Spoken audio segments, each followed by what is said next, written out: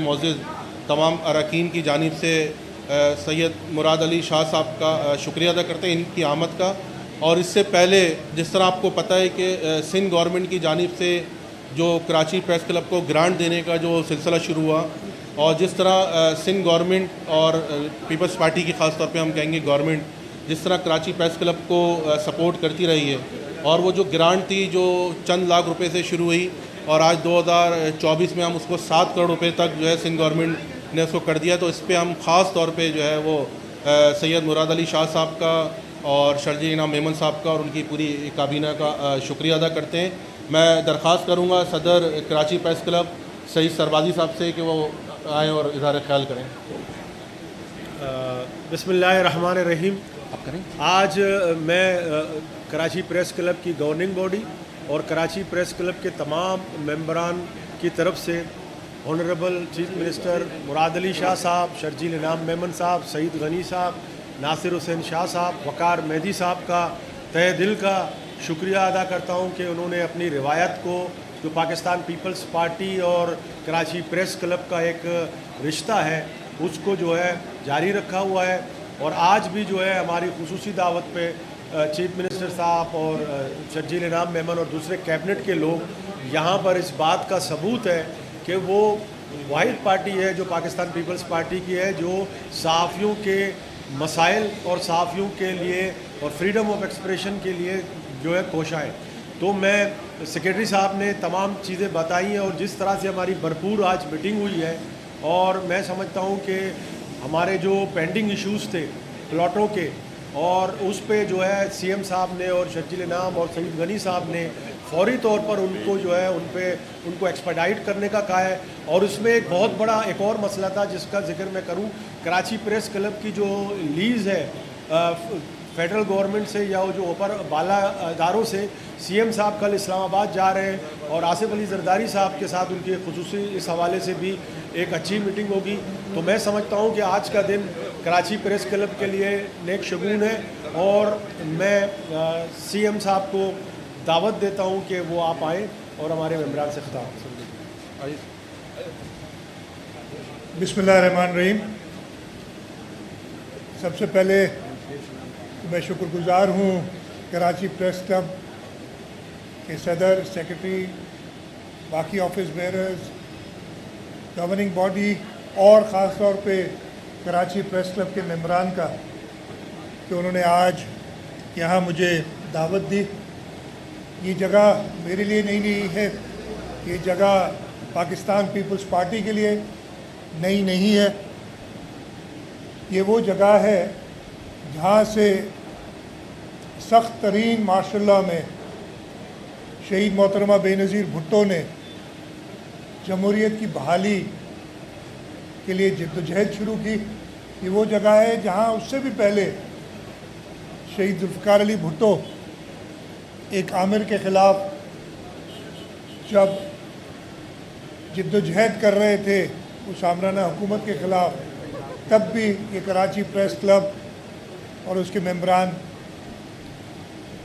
शहीद जुल्फ़िकार अली भुट्टो के साथ साथ थे। अभी भी हमारी लीडरशिप, चाहे चेयरमैन बिलावल भुट्टो जरदारी साहब हों, यहाँ सदर आसिफ अली जरदारी साहब हों, वो मीडिया को और ख़ास तौर पे इस प्रेस क्लब को उस नज़र से देखते हैं तो उन्हें पता है कि ये जो रियासत का चौथा सुतून है, उसके बग़ैर रियासत को मुकम्मल होना उसका पॉसिबल नहीं है। लेकिन इसके साथ साथ मैं ये भी कहूँगा कि मीडिया को, प्रेस क्लब्स को एक बहुत भारी जिम्मेदारी भी होती है जब हम कहते हैं कि ये रियासत को चलाने में इनका बराबर का किरदार है कि वो लोगों तक वो हकीकतें पहुँचाएँ, वो हक़ाइक़ पहुँचाएँ जिनसे इस रियासत की बेहतरी हो, इस मुल्क की बेहतरी हो। आप सबको पता है, हम आजकल काफ़ी बात करते हैं कि पहले तो एक बड़ा हाई स्टैंडर्ड होता था सहाफ़त का, वो अभी भी है, सहाफ़ियों के बारे में कोई एतराज़ नहीं, लेकिन अब मसला ये है कि हर एक आदमी जिसके हाथ में एक मोबाइल फ़ोन है, उन कदायर को जाने बगैर कि सहाफ़ी कहलाने के लिए आपको अपना कितना ज़िम्मेदाराना किरदार अदा करना है, उसके बग़ैर ही वो सहाफ़ी बन जाता है। और टेक्नोलॉजी जिसके बहुत ज़्यादा फ़वाइद हैं, अगर उसको गलत इस्तेमाल किया जाए तो उसके नुकसान भी बहुत होते हैं। तो वो नुकसान नज़र आ रहे हैं और इसमें मेरे ख़्याल से आप लोग हो सकता है मेरी बात से मुत्तफ़िक ना हो, सबसे ज़्यादा नुकसान सहाफ़त का हो रहा है। हुकूमत या इदारों का नहीं होता, सबसे ज़्यादा नुकसान सहाफ़त का होता है, इसलिए कि लोगों को उस सहाफ़त पे यकीन, यानी वो जो समझते हैं कि वो बात आवाम तक पहुंचानी है, उस पे जब एक सवालिया निशान बन जाए, जब हम खुद सोचने लगें, ख़ास तौर पे ऐसे, मैं माफ़ कीजिएगा थोड़ा सा, कि बहुत ही मोतबर इदारे, सहाफ़ी इदारे ऐसी ख़बरें दें जो बाद में गलत साबित हों। एक ज़माना था, मुझे अच्छी तरह याद है, अगर किसी जगह कोई ख़बर देनी पड़ती थी तो उसका, अभी भी ये होगा मेरा ख्याल है, वो प्रिंट मीडिया में तो बड़े उसके मराइल होते थे, और जब तक वो 10-12 मराइल से गुज़र के एडिटोरियल बोर्ड से कोई ख़बर अप्रूव नहीं होती थी, वो आगे छपती नहीं थी। लेकिन अनफॉर्चुनेटली अब वो सोशल मीडिया के बाद इवन इलेक्ट्रॉनिक मीडिया और कहीं कहीं प्रिंट मीडिया, वो सारी ख़बरें बग़ैर तस्दीक के चला देती हैं, और इससे, जैसे मैंने कहा, कि नुकसान इस मुल्क का हो रहा है और नुकसान सहाफ़त का हो रहा है। आज यहाँ मैं जो सेक्रेटरी साहब ने, शोएब साहब ने बात की, जो हमारी डिस्कशंस हुई हैं प्रेस क्लब के मसाइल के हवाले से, प्रेस क्लब के मेंबरान के मसाइल के हवाले से, उसमें मैंने उनसे वादा किया है, एक कमेटी पहले भी उन्होंने बनाई हुई है, लेकिन मैंने कहा उस कमेटी को टाइमलाइंस देते हैं, और मैंने ये वादा किया है कि आज 2 अक्टूबर है, इंशाअल्लाह नवंबर के पहले हफ्ते में मैं यहाँ फिर हाज़िर हूँगा, और वो 5 या 6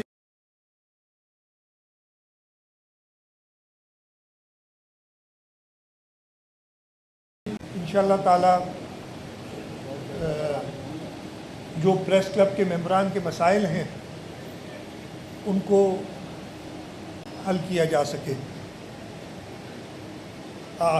सबसे मुलाकात हुई है तो मैं मुल्की जो इस वक्त मसाइल हैं उनके बारे में भी बताते चलूँ। सबसे पहले तो मैं ये मुबारकबाद सबको देता हूँ कि जो माशी मसाइल, और ये ख़ास तौर पे शुरू हुए थे, शुरू तो बहुत है, लेकिन जब पिछली हुकूमत, यानी पिछली हुकूमत जब मैं कहूँगा मेरी मुराद वो पीटीआई की हुकूमत थी, तो पीटीआई की हुकूमत जब वोट ऑफ नो कॉन्फिडेंस पक्का हो गया था, पता चला था कि जा रहे हैं, उन्होंने कॉन्फिडेंस लूज़ कर लिया था मेंबरान का, तो उन्होंने इस मुल्क की इकॉनमी से जो खेल खेला, ऐसे ऐसे डिसीशंस करके गए, और वो कर क्या रहे थे, वो जानबूझ के, कोई ऐसा नहीं था कि अपनी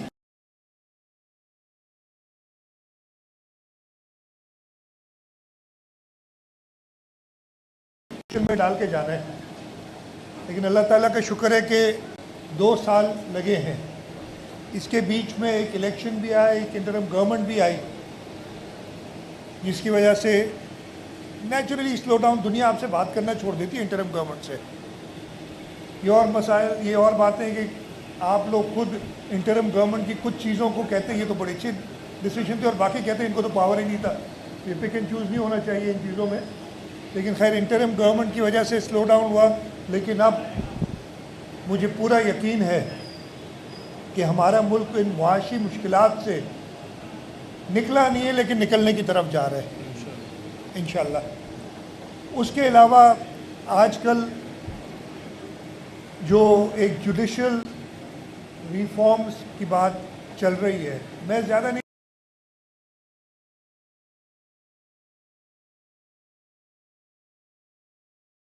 एक महीने में क्या हुआ है या 6 हफ्ते में क्या हुआ है।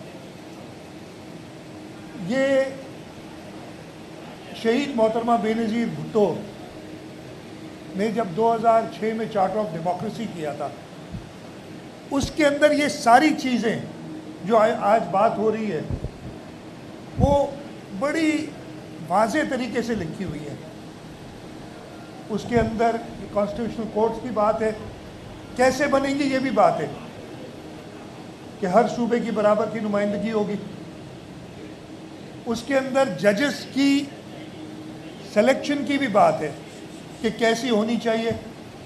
ये बड़ी अफसोस की बात है कि जब 2010 में आईनी तरमीम हुई 18वीं, तो बाकी पॉलिटिकल पार्टीज़ ने, पाकिस्तान पीपल्स पार्टी उस वक्त हुकूमत में थी, लेकिन हमारे पास वो 2/3 अक्सरियत नहीं थी। बाकी पॉलिटिकल पार्टीज़ ने उस जो प्रोग्राम जिस पे उन्होंने खुद सबने सिग्नेचर्स किए थे, उसको पाए तकमील तक पहुंचाने में अपना हिस्सा नहीं डाला। और इस वजह से बल्कि हुआ क्या कि जब वो जैसे चार्टर ऑफ डेमोक्रेसी में था कि जजेस की सिलेक्शन के लिए एक आईनी कमेटी होगी जो अल्टीमेटली अप्रूव करेगी, जब वो 18वीं तरमीम में डाला गया तो उस वक्त के चीफ जस्टिस ने बिल्कुल, मैं कहूँगा, एक आईनी इदारे को, जिसने आईनी इदारा भी highest forum of the country, national assembly of Pakistan और सेनेट पार्लियामेंट, उसको उन्होंने लिटरली ब्लैकमेल करके और वो ऐसा बना दिया सिस्टम जजेस की सिलेक्शन का कि जिस पे आज तक वो खुद नहीं इत्तेफाक कर सक रहे। मुझे याद है, मैं एक बार एक judicial commission of Pakistan as law minister, इसलिए कि लॉ मिनिस्टर नहीं थे, एडवाइज़र होते थे, तो उन्होंने कहा जुडिशल कमीशन में वज़ीर आ सकता है, एडवाइज़र नहीं आ सकता। तो मैं खुद गया था वो जजेस की सिलेक्शन पे। ज़्यादा डिटेल ऑब्वियसली मैं नहीं बता सकता आपको, लेकिन मैं एक चीज़ ज़रूर कहूँगा, मैंने जब उनके जो जजेस की कंफर्मेशन की बात थी सिंध हाई कोर्ट के, तो सारे जो जज साहिबान बैठे हुए थे, सीनियर चीफ जस्टिस साहब थे, सीनियर 3-4 जजेस थे, सिंध हाई कोर्ट के चीफ जस्टिस थे, वो सब के सब वो 3 जज थे जिनको उन्होंने कंफर्म करना था या एक्सटेंड करना था या नौकरी से फारिग करना था। तीनों ने उनकी, सबने नहीं, मेजॉरिटी ने या ज़्यादा लोगों ने उनकी बुराइयां की कि ये गलत है, ये गलत है, ये गलत है, इसको कंफर्म नहीं करना चाहिए। तो जब मेरी बारी आई तो मैंने कहा कि मैं ज़्यादा और कुछ नहीं, वो आप लोगों का, मैं नहीं जानता इनको, मैं कानून का शागिर्द भी नहीं हूँ, लेकिन एक ऑब्जर्वेशन मेरी है जो मैं आपको बताना चाहता हूँ, ये रिकॉर्ड पे उनके, कि जो आप सारे हैं ना बैठे हुए, इनको सियासतदानों ने सेलेक्ट किया था। आप तो चीफ जस्टिस तक पहुँचे, इन 3 को पिछले साल आप ही ने किया था, और 1 साल में आप, अगर वो आपकी, मैं ये नहीं कहूँगा, खैर जो भी वजूहत थी उस पर नहीं जाऊँगा, आप इनको कंफर्म नहीं करना चाहते, तो उसके बाद उन जजेस को उन्होंने 6 महीने का टाइम दिया था, और बाद में 6 महीने बाद फिर उनकी राय बदल गई और उनको कंफर्म भी कर दिया था। तो ये दुनिया भर में आप पार्लियामेंट, जो हम कहते हैं ना सियासत, मैं अगर एमपीए हूँ, सूबाई असेंबली का मेंबर हूँ, तो मैं अपने साथ अपने कॉन्स्टिट्यूंसी की मेजॉरिटी को रिप्रेजेंट करता हूँ। डेमोक्रेसी का यही मतलब है। हमारा आइन भी ये कहता है। आइन शुरुआत कैसे करता है कि सारी ताकत इस कायनात को बनाने वाले अल्लाह ताला, रब ताला के हाथ में, और अल्लाह ताला ने पाकिस्तान में इस मुल्क के अवाम को थ्रू द चोजन रिप्रेजेंटेटिव्स, ये पोजीशन है। अनफॉर्चुनेटली आप हम सब मिलके सियासतदान को समझते ये तो चलो ऐसे ही है, कोई और किसी और फॉर्म में सामने आते तो उससे डरते भी हैं, जज से भी डरते हैं, डरना भी चाहिए हर एक से, लेकिन उसी गलत बात को भी सही मान लेते। तो उस वक्त के चीफ जस्टिस ने लिटरली ब्लैकमेल करके कि नहीं तो मैं 18वीं तरमीम पूरी उड़ा दूंगा, आपको याद होगा सारा ये, और उन्होंने उसका तरीका चेंज कर दिया। 2008 का हमारा मैनिफेस्टो आप उठा के देख लें, शहीद मोहतरमा बेनज़ीर भुट्टो ने वही चार्टर ऑफ डेमोक्रेसी में जो लिखा था, उन चीज़ों यानी कॉन्स्टिट्यूशनल कोर्ट्स और जजेस की सिलेक्शन, उसके बारे में उन्होंने जो 2008 का हमारा मंशूर शहीद मोहतरमा बेनज़ीर भुट्टो का आखिरी मंशूर था उन्होंने लिखा था। और ये आप हमारे मंशूर उठा के देख लीजिएगा, आप बात करते ना, क्या बिलावल भुट्टो जरदारी साहब को आज से साल पहले पता था कि ऐसी कोई बात होने वाली है? ये कॉन्स्टिट्यूशनल कोर्ट्स साल पहले 2024 का मैनिफेस्टो उठा लें हमारा, बीच में 2 मैनिफेस्टोज में जिक्र नहीं होता, लेकिन 2024 के मैनिफेस्टो में बिलावल भुट्टो जरदारी साहब ने जब तकरीबन पूरा मैनिफेस्टो खुद ही लिखा और उसको सुपरवाइज किया, उन्होंने दोबारा डाला 2008 वाली बात और चार्टर ऑफ डेमोक्रेसी की बात। तो ये जो कॉन्स्टिट्यूशनल कोर्ट्स की बात बिलावल भुट्टो जरदारी साहब कर रहे हैं और बड़ी पैशनेटली कर रहे हैं, ये शहीद मोहतरमा बेनज़ीर भुट्टो जिनकी काबिलियत, जिनकी जो ग्रास्प थी इस मुल्क के ऊपर, इसलिए कि उन्होंने शहीद जुल्फ़िकार अली भुट्टो से अपनी ट्रेनिंग ली थी सारी, और उन्होंने बहुत मुश्किल मराइल देखे। मेरा ख्याल है उनकी जिद्दोजहद के बराबर किसी और की जिद्दोजहद है ही नहीं। उन्होंने 2006 में कहा था कि इस मुल्क का यही हल है, और 2024 में बिलावल भुट्टो जरदारी साहब ने आज से 1 साल पहले, मैनिफेस्टो को तकरीबन 1 साल हो गया है जब मैनिफेस्टो आया था, उस वक्त तो कोई ऐसा मसला नहीं था ना। आप ये जो इस वक्त कह रहे हैं कि जी ये कोई ख़ास चीज़ के लिए किया जा रहा है काम, उस वक्त तो कोई ऐसी बात नहीं थी। आज से साल पहले क्यों लिखा था बिलावल भुट्टो जरदारी साहब ने मैनिफेस्टो में? तो ये चीज़ें हम सबको जहन नशीन करनी चाहिए। ये जो लीडरशिप है, और हम बहुत खुश नसीब हैं, पाकिस्तान पीपल्स पार्टी और इंशाल्लाह ताला इस मुल्क की आवाम खुश नसीब है जब चेयरमैन पाकिस्तान पीपल्स पार्टी, जो इस वक्त पाकिस्तान पीपल्स पार्टी को लीड करे, जब वो इस मुल्क को लीड करेंगे। उनकी जो सोच है, मैं जो आपको बता रहा हूँ, ये तो अभी महीने 1.5 महीने से शुरू हुआ ना मसला, कि पता नहीं किसी खास शख्स के लिए किया जा रहा है कि नहीं किया जा रहा है। वो क्या 8 महीने पहले, 10 महीने पहले उन्हें पता था कि ये कोई ऐसा मसला आना है? नहीं, ये आपकी जो पार्टी पॉलिसी है, जो आपकी लेगेसी है, जो आपकी पार्टी की आइडियोलॉजी है, उसके मुताबिक है। इस वजह से बिलावल भुट्टो जरदारी साहब, और आप देख रहे हैं किसी और ने शायद ये पिक किया हो, लेकिन लीड बिलावल भुट्टो जरदारी कर रहे हैं इसको। तो ये कुछ चीज़ें मैंने कहा कि इधर आया हूँ, और आजकल ये हॉट टॉपिक है, तो मैंने कहा इस पर भी आपसे जिक्र कर दूँ। मैं शर्जील साहब से कहूँगा, एक मिनट भाई, शर्जील भाई सबसे मैं बैठा हूँ ना इधर, जी आप कर लें, सीनियर आखिर में बोलते हैं जी।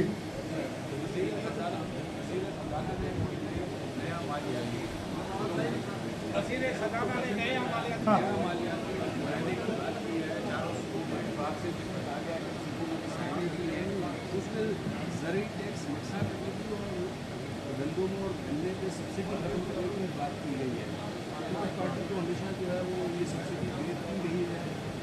इससे क्या फर्क पड़ेगा? और दूसरा ये भी बताइएगा कि ये जो नया मालिया की मुआहदा है इससे एफसी अवार्ड के सूबों का जो है उसका कोई असर पड़ेगा? अच्छा, सबसे पहले आपका दूसरा जो हिस्सा था उसका जवाब दे दूं कि नेशनल फाइनेंस कमीशन के अवार्ड पे कोई फ़र्क नहीं पड़ेगा। नेशनल फाइनेंस कमीशन आइन में लिखा है, अब आइन जाके कोई बदल दे, जो कि नहीं, पाकिस्तान पीपल्स पार्टी ये चीज़ कभी नहीं होने देगी और बाकी जमातें भी मेरा ख्याल नहीं होने देंगी। मैं किसी को नहीं करता कि नेशनल फाइनेंस कमीशन की डिस्ट्रीब्यूशन टुवर्ड्स प्रोविंसेस बढ़ ही सकती है, कम नहीं हो सकती है। तो एक चीज़ तो उधर कर लें। आपने वो नेशनल फाइनेंशियल पैक्ट की बात की, उसमें कुछ ऐसी ज़रूर बातें हैं जिसमें रिजर्वेशंस हैं और हमने उन रिजर्वेशंस को सामने रखते हुए एग्री किया और फेडरल फाइनेंस मिनिस्टर ने यकीन दिलाया है कि आपकी जो रिजर्वेशन जो उनको हम डिस्कस करके फिर ये बात करेंगे। तो वो हमने जिसके अंदर subsidy, actually subsidy it is deregulating, यानी सपोर्ट प्राइस भी ना दें, प्रोक्योर भी ना करें।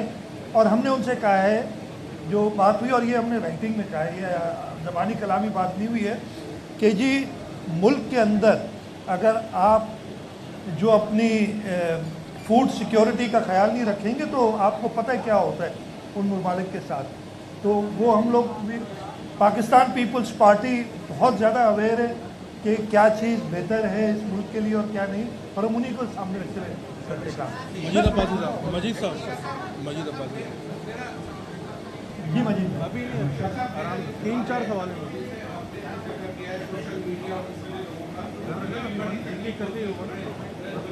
मैंने कहा तकलीफ ही आपको ज़्यादा होनी चाहिए, हम तो रिसीव।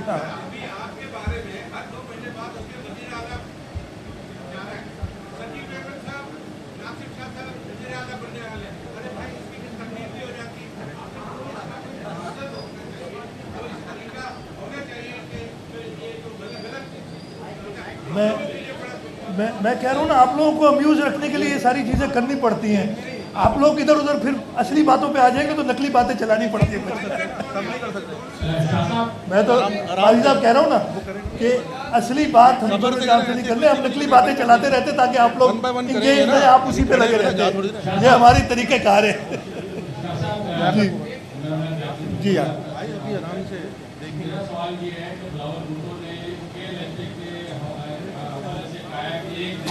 पानी पिंग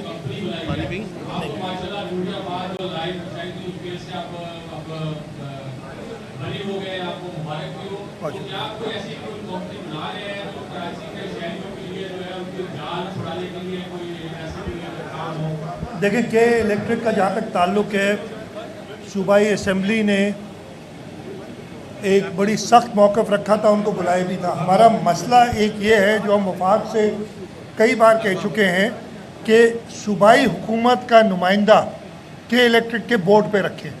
इस वक्त जहाँ तक मुझे याद है नासिया साहब हैं, दो मेंबर्स हैं वफाक के, 3 वफाक के हैं, हमें नहीं देते वो बोर्ड की मेंबरशिप।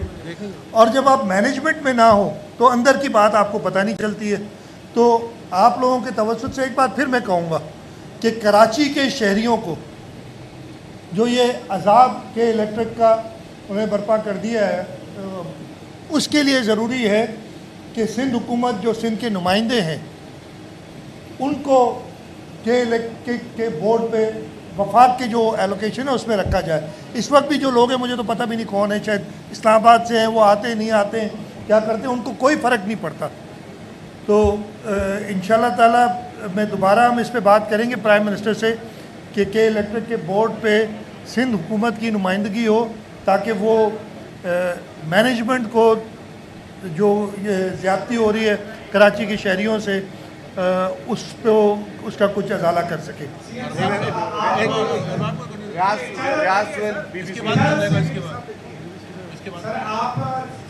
देखिए क्या होते हैं इसके बाद जी कर लेंगे। मगर यहाँ पर गवर्नर आपसे ज्यादा सरगर्म दिखाई दे रहे हैं। जहाँ आग लगती है गवर्नर पहुँच जाता है, अमन अमान का इजहार गवर्नर करता है, ईद उल मिलाद उन नबी के रूट को वो तय करता है। तो आप चीफ एग्जीक्यूटिव आप है या वो है चीफ एग्जीक्यूटिव? अच्छा आपकी ये सारी जो बातें हैं ना, आप ताल्लुक़ तो इन्फॉर्मेशन से रखते, लेकिन इन्फॉर्मेशन आपकी गलत है कि ये तय करते वो तय करते, ये शायद आपको गलत किसी ने बताया। गवर्नर साहब माशाल्लाह बड़े एक्टिव हैं और वो आते हैं और अच्छी बात है। किसी को तो घूमना भी चाहिए ना, काम अगर सारा वक्त कोई मैं करता रहूँगा तो मीडिया के सामने कौन आएगा लोगों, इसलिए वो है। लेकिन ये आपकी जो बात है ना कि वो सारा करते, वो आपकी इन्फॉर्मेशन गलत है।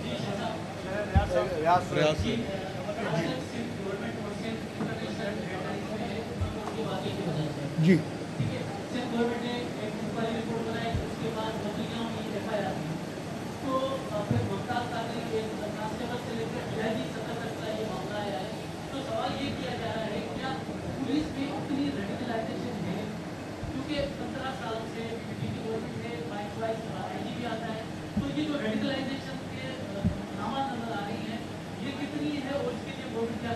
अच्छा, अनफॉर्चुनेटली ये रेडिकलाइजेशन ना सिर्फ इस इदारे में है बल्कि और जगह पे भी है। मैं इस पे ये माशरा जो है हम सब इस माशरे का हिस्सा है।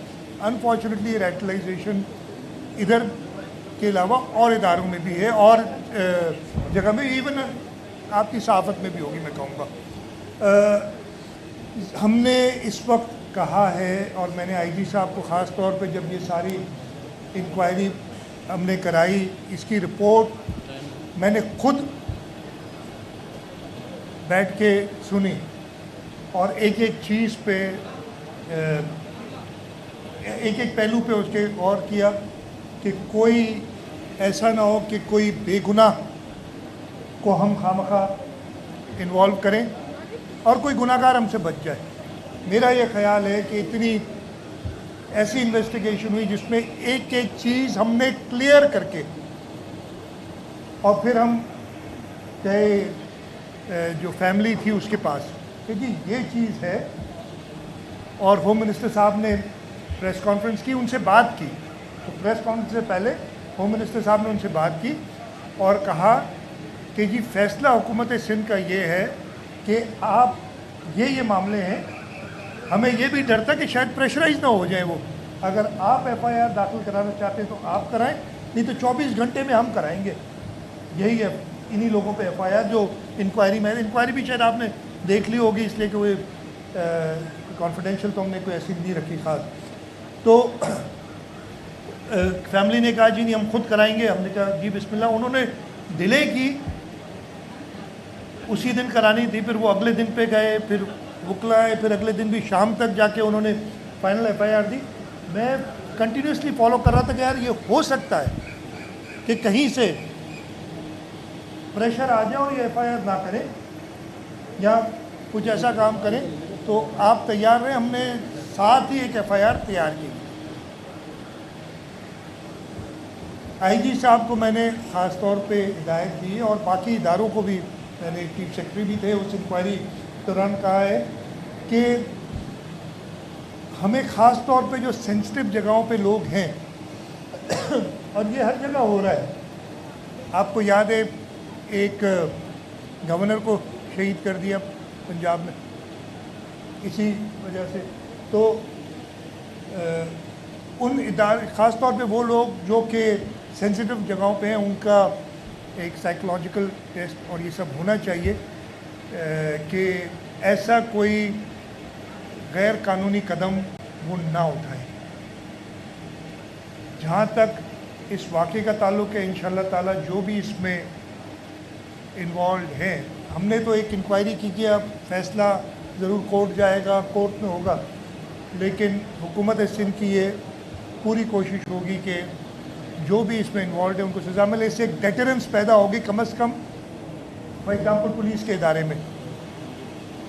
मैं आपको तो कुछ नहीं कर सकता इन द सेंस कि अगर आप, मैं ऐसे ही कह रहा हूँ, अगर आप हैं, लेकिन अगर कोई हुकूमती इदारा उसके कुछ लोग इन्वॉल्व हैं तो उनको इंशाल्लाह ताला हम कोशिश करेंगे पूरी सज़ा देंगे। एक छोटा सा बस आखिरी लास्ट बता हाँ आखिरी जितने करेंगे मैं बारे में हाँ हाजिर है यार। जी कौन?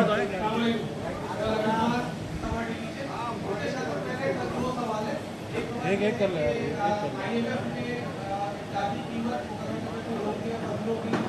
मैं उसका जवाब दे चुका हूँ, मैं फिर बता देता हूँ। हाँ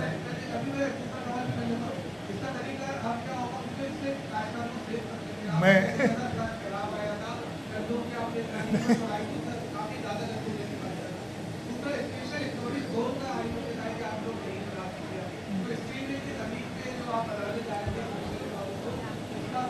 अच्छा